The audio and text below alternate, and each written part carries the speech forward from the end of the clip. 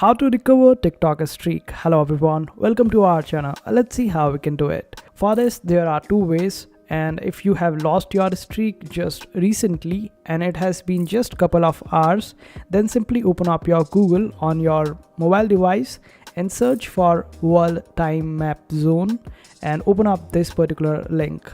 This is where it will take you. Now simply change your time zone on your mobile device as well, and this way you would be able to fool the TikTok time limits and you would be able to save the streak. But if you have lost it long ago and it has been couple of days, then the only way for you is now open up the settings in your TikTok account, and after that you would be able to find the option of report a problem and simply select that, and after that you would have to tell that you lost your streak due to some reasons, and this way they might be able to help you out, but the chances are quite bleak in that particular case. So I hope this video was helpful. Make sure to hit that like button and also subscribe to our channel for more helpful videos.